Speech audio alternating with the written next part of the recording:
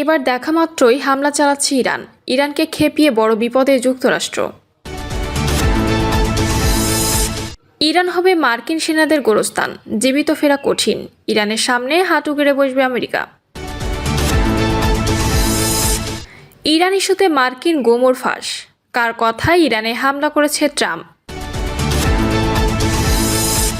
এবং সর্বশেষ জানাবো, যে কোনো সময় যুদ্ধবিরতি ভেঙে যেতে পারে বলছেন নেতানিয়াহু। দর্শক, শুনছিলেন সংবাদ শিরোনাম। এবার জানিয়ে দিব বিস্তারিত সংবাদ। তবে তার আগে অনুরোধ থাকবে, ভিডিওটিতে একটি লাইক দিন এবং ভিডিও সম্পর্কে আপনাদের গুরুত্বপূর্ণ মতামত কমেন্ট করে জানিয়ে দিন। এবার দেখা মাত্রই হামলা চালাচ্ছে ইরান। ইরানকে খেপিয়ে বড় বিপদে যুক্তরাষ্ট্র। হরমুজ প্রণালী ঘিরে যুক্তরাষ্ট্র ও ইরানের মধ্যে নতুন করে উত্তেজনা বেড়ে চলেছে। অনেক বিশ্লেষক এই জলপথকে কেন্দ্র করে ইরান যুদ্ধের পরবর্তী ধাপ শুরু হওয়ার সম্ভাবনা দেখছেন। মার্কিন নৌ অবরোধের ঘোষণা আসার পর ইরান পাল্টা হুঁশিয়ারি দিয়েছে। যুক্তরাষ্ট্র নৌ অবরোধ করতে আসলে পারস্য উপসাগর ও ওমান উপসাগরের সব বন্দরকে লক্ষ্যবস্তু করা হবে বলে হুমকি দেয় তেহরান। যুক্তরাষ্ট্রের সামরিক বাহিনী ঘোষণা দিয়েছে, সোমবার থেকে ইরানের সব বন্দর ও উপকূলীয় এলাকা নৌ অবরোধ কার্যকর করা হবে। নির্দিষ্ট সময় থেকে ইরানের বন্দরে প্রবেশ বা সেখান থেকে বের হওয়া সব জাহাজ এই নিষেধাজ্ঞার আওতায় পড়বে বলে জানানো হয়েছে। যুক্তরাষ্ট্রের অবরোধের হুমকিকে অবৈধ ও দস্যুতার শামিল বলে উল্লেখ করেন ইরানি সশস্ত্র বাহিনী। ইরানের রাষ্ট্রীয় সংবাদ মাধ্যমে প্রকাশিত এক বিবৃতিতে বলা হয়, তেহরান যুদ্ধ শেষ হয়ে গেলেও হরমুজ প্রণালীর নিয়ন্ত্রণ অব্যাহত রাখবে। শত্রুপক্ষের সাথে সংশ্লিষ্ট কোনো জাহাজকেই ইরানের আঞ্চলিক জলসীমা পার হতে দেওয়া হবে না। পাকিস্তানের ইসলামাবাদে অনুষ্ঠিত যুক্তরাষ্ট্র ও ইরানের শান্তি আলোচনায় কোনো চুক্তি না হওয়ার পরপরই এই ঘোষণা এসেছে। আলোচনায় শান্তি চুক্তি করতে ব্যর্থ হওয়ার পর দুই দেশের মধ্যে উত্তেজনা আরও বেড়ে গিয়েছে। মার্কিন সেন্ট্রাল কমান্ড জানায়, এই নিষেধাজ্ঞা সব দেশের জাহাজের ক্ষেত্রেই প্রযোজ্য হবে। তবে ইরানের বাইরে অন্য বন্দরের মধ্যে চলাচলকারী জাহাজগুলো হরমুজ প্রণালী দিয়ে চলাচল করতে পারবে বলে জানানো হয়েছে। ইরানের রাষ্ট্রীয় গণমাধ্যম ও সামরিক সূত্র জানিয়েছে, পারস্য উপসাগর, ওমান উপসাগরের নিরাপত্তা সবার জন্য সমান অথবা কারোর জন্যই নয়। তাদের ভাষায় এই অঞ্চলের কোনো বন্দরই আর নিরাপদ থাকবে না। ইরানের বিপ্লবী গার্ড বাহিনী সতর্ক করে বলেছে, যে কোনো দেশের নৌযান বা সামরিক জাহাজ যদি উত্তেজনা বাড়ায় তাহলে কঠোর জবাব দেওয়া হবে। তারা হরমুজ প্রণালীতে নিজেদের নিয়ন্ত্রণ বজায় রাখার কথাও জানিয়েছে।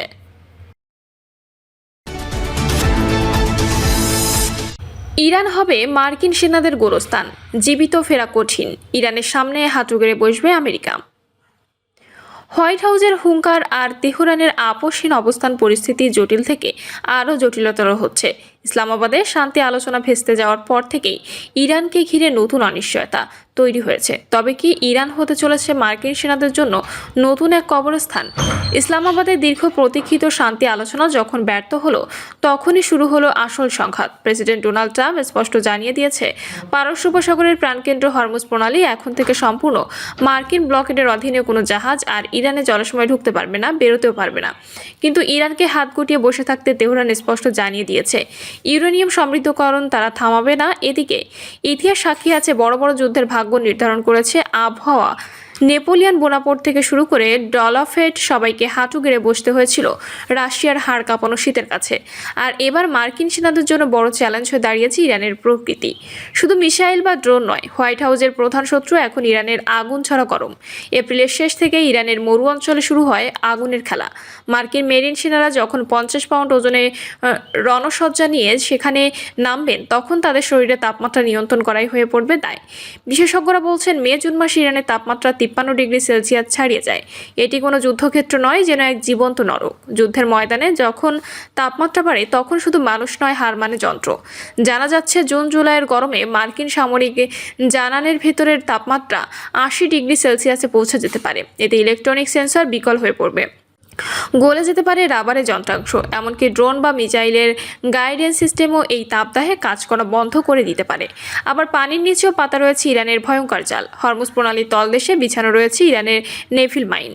মার্কিন নৌবাহিনী যখন অবরোধের চেষ্টা করবে, তখন এই মাইনগুলো হতে পারে তাদের জন্য সবচেয়ে বড় বিপর্যয়। তেহরানের এই মরণফাঁদ এড়ানো কি পেন্টাগনের পক্ষে সম্ভব?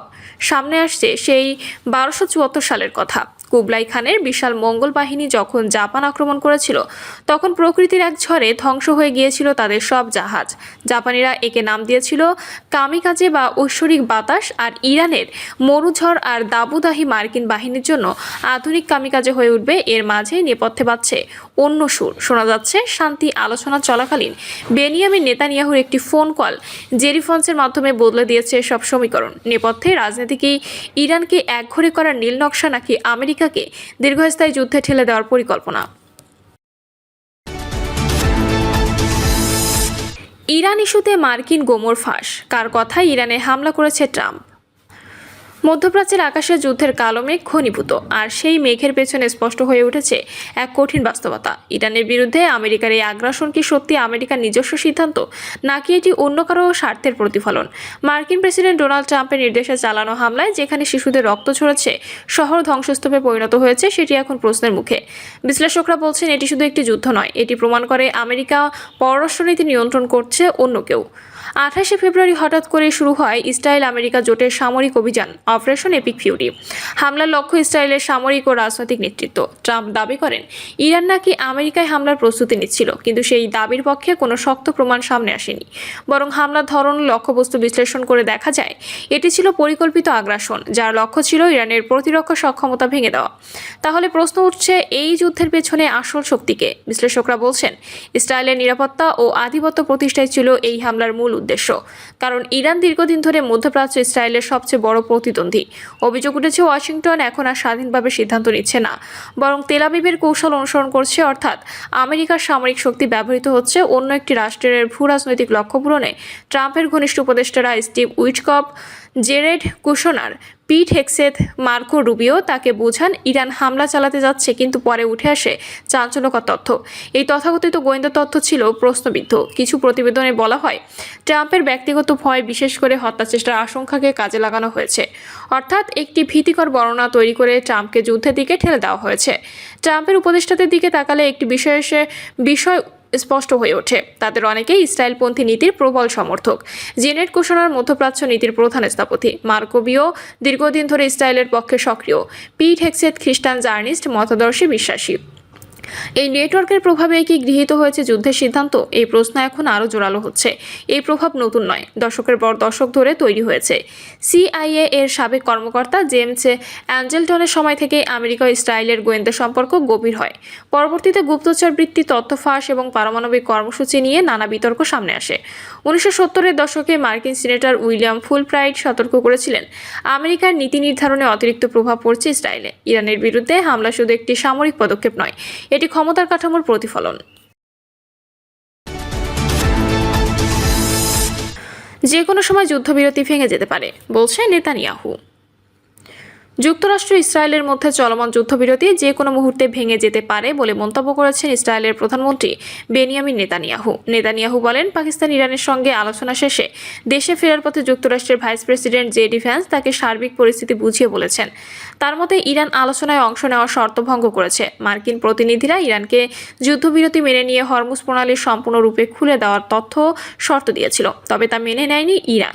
এ কারণে যুক্তরাষ্ট্র আর আলোচনায় এগিয়ে নেয়নি। তিনি বলেন, যুক্তরাষ্ট্রের প্রধান লক্ষ্য হল ইরানের পারমাণবিক ও ইউরেনিয়াম কার্যক্রম পুরোপুরি বন্ধ করা। পাশাপাশি ইরানের মজুত করা ইউরেনিয়ামও অপসারণ করতে চায় তারা। যুক্তরাষ্ট্র চায় না নিকট ভবিষ্যতে ইরানে আর কোনো পারমাণবিক উন্নয়ন কর্মসূচি হোক। এদিকে যুক্তরাষ্ট্রের প্রেসিডেন্ট ডোনাল্ড ট্রাম্প ইরানের বন্দরগুলোতে নৌ অবরোধ আরোপের ঘোষণা দিয়েছে। নেতানিয়াহু জানায় যুক্তরাষ্ট্রের সিদ্ধান্তে পূর্ণ সমর্থন রয়েছে ইসরায়েলের। তিনি বলেন, এই বিষয়ে যুক্তরাষ্ট্রের সঙ্গে ঘনিষ্ঠভাবে সমন্বয় করে কাজ করছে ইসরায়েল। সম্প্রতি যুক্তরাষ্ট্রের সঙ্গে ইসরায়েলের সম্পর্কে ফাটল ধরার যে আলোচনা চলছে তা পুরোপুরি ভিত্তিহীন বলেও মন্তব্য করেন তিনি। নেতানিয়াহুর দাবি, যুক্তরাষ্ট্র ইসরায়েলের সম্পর্ক এখন অতীতের যে কোনো সময়ের চেয়ে ভালো। প্রিয় দর্শক, এই ছিল এখনকার সর্বশেষ সংবাদ। আপডেট সব সংবাদ পেতে চ্যানেলটি সাবস্ক্রাইব করে বেল আইকনটি ক্লিক করে রাখুন।